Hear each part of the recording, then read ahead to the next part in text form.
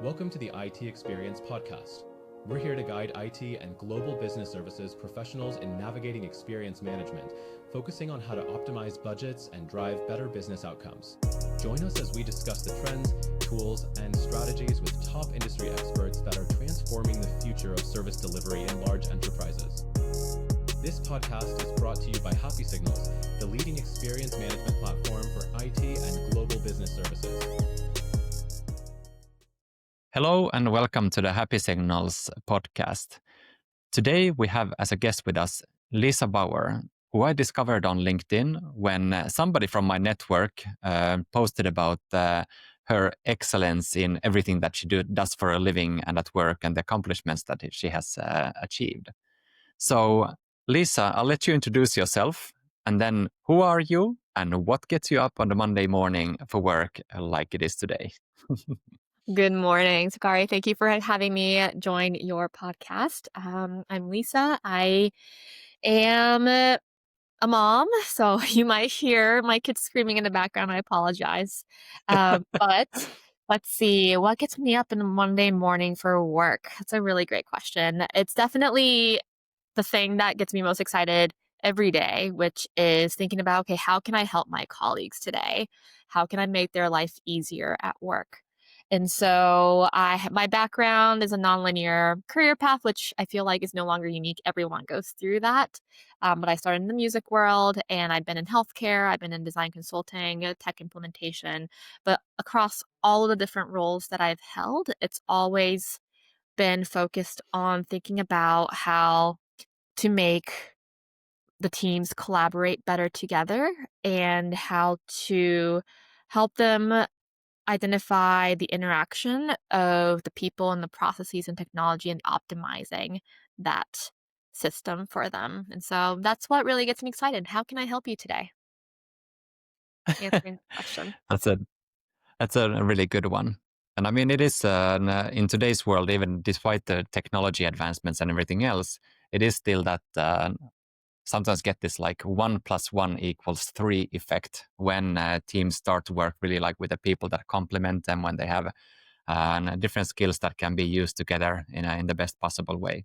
Mm-hmm. So as we were booking this interview, one of the things is that you haven't really been exposed to the IT service or enterprise IT world in a direct sense. But I feel like that the skills and the things that you have learned from your nonlinear career path so far do have a lot of things that I think our audience really would benefit from hearing about. And one of these experiences in a few years ago now was at IDEO, where you were responsible for looking at how you could connect the dots between people, projects, and potential. And do you want to talk a little bit about what this was and what it looked like? Yes, definitely. So IDEO, for those who don't know, is a global design consulting firm.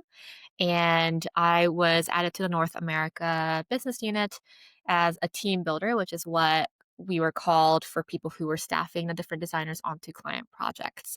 And typically, when you think about resourcing and creating project teams, it's really based on like who's available, who has the right skill sets. What made my role at IDEO unique, and IDEO, if you also don't know, is very much a leader in design, a human-centered design thinking method.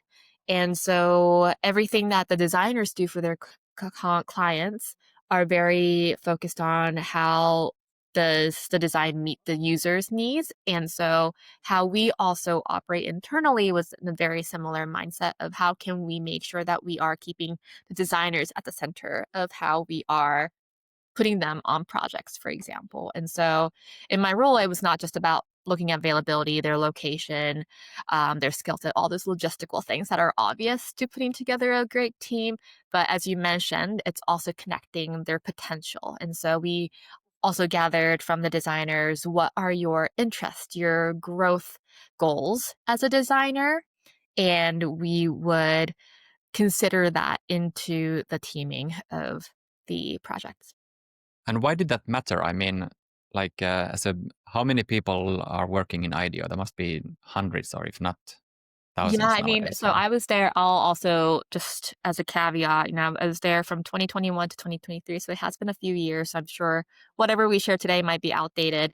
But at the time when I was there, we were in the business in North America about 400 plus, but the designers there were about a little over 200 designers. Yeah. So I mean, it's an why did it matter? I mean, what was the goal that you were trying to achieve by actually not just building the teams based on their capabilities and their competencies, etc., but you actually were looking into this potential part of the package. Why did you do that in this process? I mean, I would say it kind of goes back to the question you started out this conversation with about what gets you up in the morning on a Monday, right? If we are very thoughtful about how we team designers on their project and we include their interests and growth goals as part of the criteria, it's only going to make them more excited about waking up on a Monday morning to work on that project. It's going to be part of something that really drives them and motivates them and gets them excited. So I think ultimately it leads to a stronger team and a stronger outcome of whatever deliverable designs that they are working on. And so let's think about a designer. So if there was like IDEO, like you mentioned, is really a pioneer in human-centered design and human-centric approaches. What was the reality like before then? Like before you started doing this systematic approach, like were designers placed onto projects, and how were the teams composed or compiled before you embarked on this change? Yes. So I think you're referring to the change of putting designing staffing designers from like an asking point of view to a assigning point of view. Mm. Is that right? Because we had talked Yeah, about yeah, exactly. great. So Yeah. when I first joined, we were still in this asking culture. And again, that was part of another effect of the human-centered approach of, well, let's just ask designers, maybe a way to be human-centered is to let designers choose which projects they want to be on, again, to kind of build off of their natural drive and interest towards that project. But as the volume of client project increased, there was definitely just a business need for us to be able to team more efficiently, quicker, and to sometimes there was just this one designer who had to be on a project. It didn't matter if they wanted to be on it; we had to put them on. And so we realized this need to shift from asking to assigning, and so to be able to do that, we it gave us an opportunity to pause for a minute and not just automate what we were already doing, but an opportunity to redesign, okay, if we need to make this shift, what how can we redesign this process so that it stays a human-centered process so that we still don't lose that? And I think you and I had previously talked about how IDEO approaches a design problem. We don't just approach it with like, oh, this is the solution, but there's these three magical words I like to call. It's called the how might we question. And so the designers always, when they're working on client projects, reframe a challenge and this how might we question so that it kind of opens up a door for solution. It doesn't pigeonhole us into a solution. And so in this case, it was, for example, I'm terrible at thinking of how might we questions, but for example, it was something like, how might we ensure client projects are being teamed in a timely manner in a human-centered way. So making sure that that stays our North Star in how we think about redesigning that process. And I think there's some like real wisdom in there, it's a really good way of rephrasing a simple task of putting people on a team based on their competencies. Because the how might we, and this is when maybe as I'm reflecting back on how the IT world is changing nowadays, with a lot of times companies facing cost pressures to decrease maybe in the number of people working there and replace them with technology solutions, or to have the same teams work on more and more projects within a Mhm. smaller and smaller time frame. This can make people feel like, it is the whoever is telling me to do something against us who are doing this actual work. And the question around how might we, in a way like it in such a nice way, sort of puts both sides at the same side of the problem. How can we team up as the people that are responsible for the bigger picture, team up with a team that is going to make it happen? And I think there is some beauty there. So did this work well? How was the reception among the designers when you rolled this out? I think it was successful because of exactly what you said of involving all the key stakeholders. It wasn't just a top-down leadership implementing or forcing a need onto the designers, but we included the designers into that design process. And so again, the how might we, just those 3 words really created this inclusive, open conversation of how can we solve this together. And the research part of it, again, we were following IDEO's human-centered design approach way. So it started out with a looking in, a research interviews of not just the leaders and what they wanted as the vision for transitioning into this assigning model, but also including the team builders who are responsible for creating these teams. And then, of course, the designers who were the ones being impacted by the change. And so having those conversations allowed us to discover what was actually really important to the designers, and then one of the key things was the autonomy, being able to have that voice in deciding what projects they might end up on. And so that helped us come to a solution of, yes, we didn't end up transitioning from asking to assigning, but how we did that was very much informed by that conversation. And so I think the result of that design and the solution that we implemented was accepted very well. And do you think that there are any other aspects of the culture back then that enabled this change to be rolled out in a successful way? And I'm thinking about how when working in large enterprises, a lot of processes are meant or they're built to be as efficient and as repeatable and as predictable as possible. But that wasn't actually maybe the expectation, if I understood it correctly, that even the way that you approached the problem, you didn't have a ready solution, but yet you were given the freedom to try. And this understanding that this is an experimental process by definition, in a way, like you're doing something new that maybe hasn't been done before, this was embraced. How did you, like, in that culture, how did you dare to, if I say, take some courage to like sort of dare to give the teams the ability to try something new that isn't proven? So how did that work out, and how did you manage to not make people disappointed, or what did that look like? Can you go a little bit and tell me about that? Yeah, and I think this says a lot about the culture that IDEO has established, I'm sure, over the years that they've existed. It's this one of the values that we have as a company is build to learn and fail fast. And so as designers, when they're working on client projects, they are approaching those in this mindset of we first generate as many solutions as possible, and then we need to start prototyping them, testing out our assumptions and figuring out which ones are actually incorrect assumptions and which ones are the correct assumptions to move forward with. So they have been trained. That's the model that they approach their solutioning.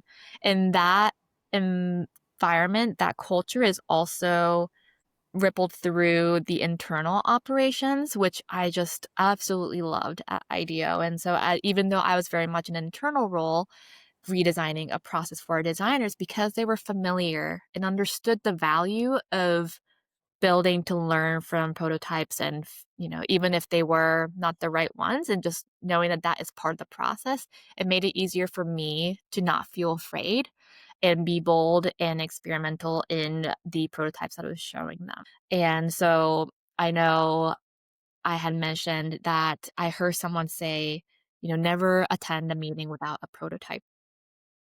And so I took that to heart. And whenever I was doing these looking in research interviews, I had a prototype of the process that I was going to be implementing.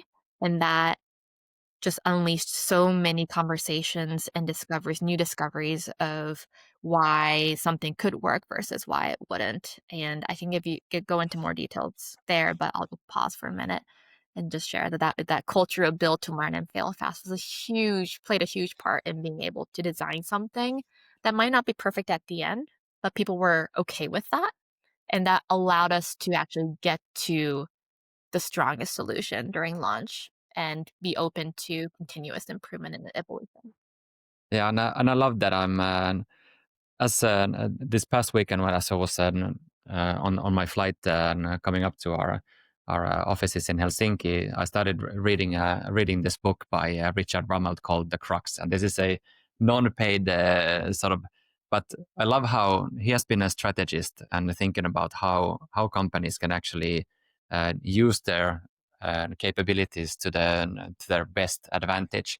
And one of the things that he in the beginning of the book says is that I realized that if I'm not writing something, I'm not actually, like really learning or managing to wrap my head around it.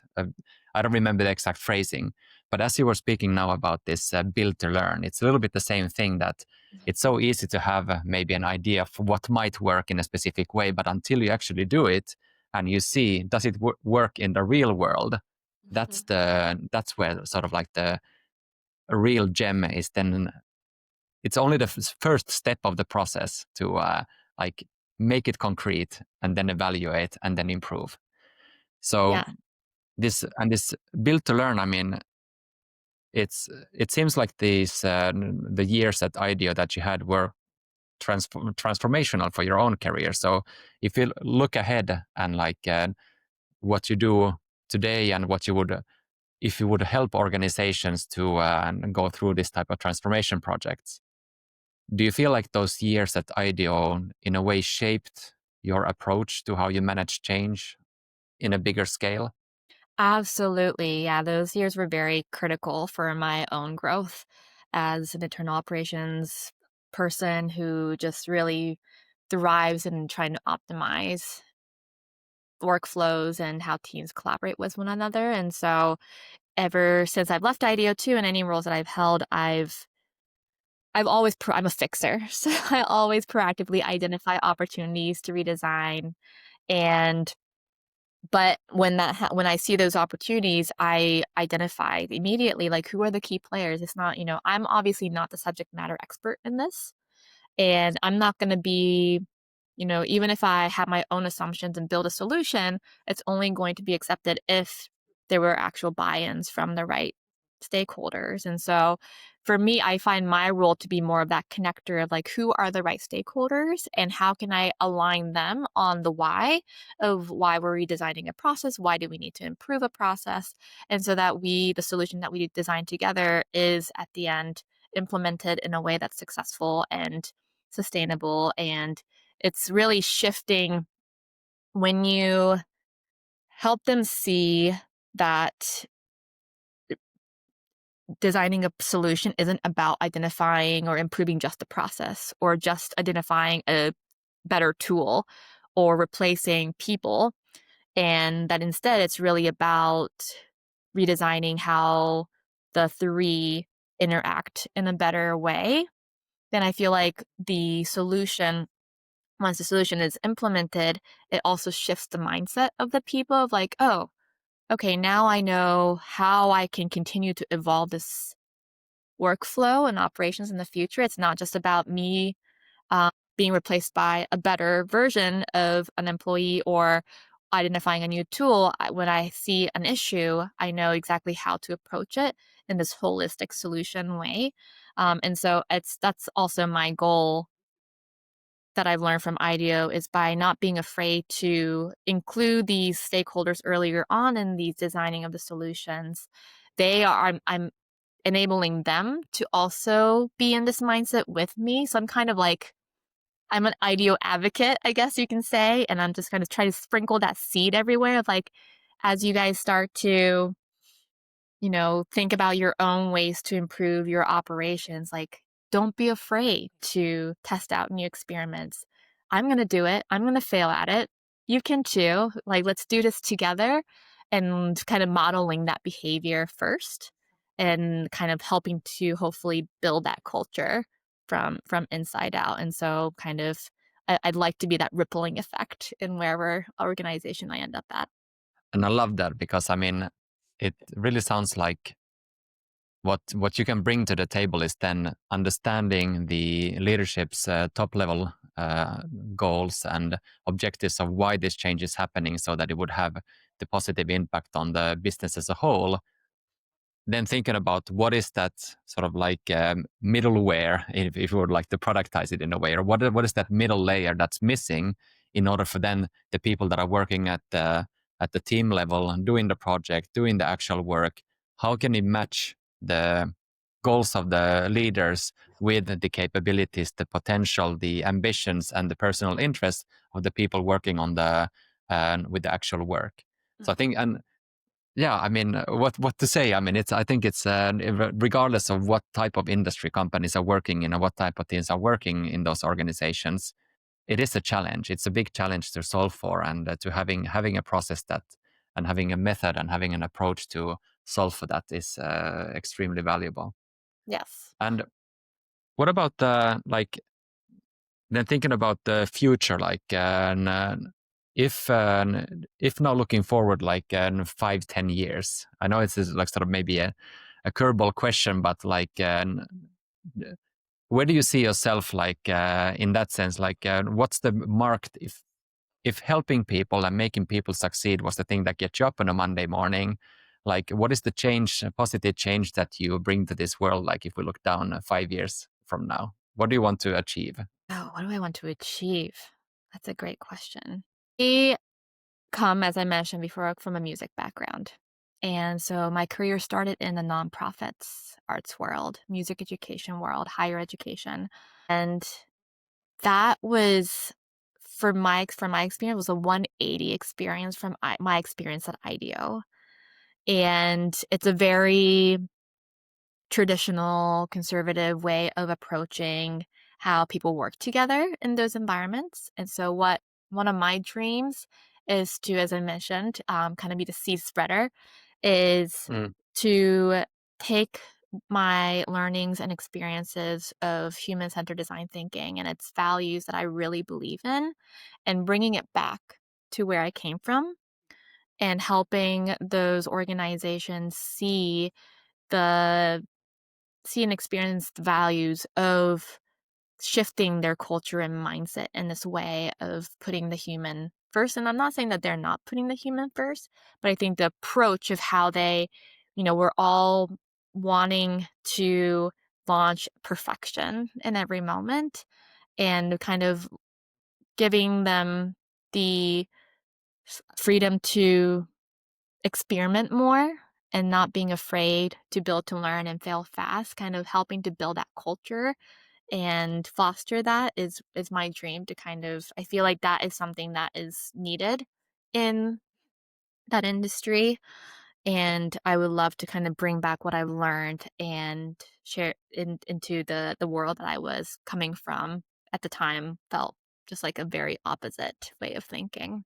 Yeah, I can see that, and I think that sometimes in the IT world, very engineering minded people might have more of a linear way of thinking that of course things will be a result of 1 + 1 + 1 + 1, sort of like a clear path. But actually, what we then in reality see, even from our own data, is that the people in the organization that are the end users, for example, of IT services, or the people that are in those classical industries or environments working on things in a traditional way, the path isn't that clear and it isn't as straight as the maybe assumption is. And then to be able to adapt and to make the best out of it, I mean, that is I mean, I feel inspired by this because we see how much everything is changing all around us all the time, and organizations do have this challenge on how do we make the best out of it. So, but maybe wrapping up this episode, if people would want to know more, and our audience is an enterprise IT audience, if they want to get in touch with you to maybe see if you would be able to provide them with some insights on how they could implement this type of change, or maybe look at learning from you a little bit more, what's the best way of getting in touch with you or finding you online? Yeah, absolutely. So you can find me on LinkedIn. I'm Lisa Bauer. And you can also find me at my website. There's a contact page there. So it's lisabauer.com. And Bauer is spelled Bauer. So that's how you can find me. Perfect. I will put those link in the show notes as well, so that it's easy for you to just open the description of the podcast or on YouTube and click those links. And I do want to add that, I'm no expert. I'm learning myself still. So I'd love to connect with anyone who's also in the similar space, or just brainstorm ideas to talk about optimizing operations. It's just my favorite topic. Perfect. Well, thank you so much for coming. I really enjoyed this conversation, and I hope that you as an audience as well enjoyed this. So we always finish this podcast episode by saying thank you, and also stay safe and stay happy. So thank you for joining us today, Lisa. Thank you, Sakari. If you liked this episode, please give us thumbs up, rating, or share it with your colleagues to help others learn about this topic as well. To learn more, go to HappySignals.com.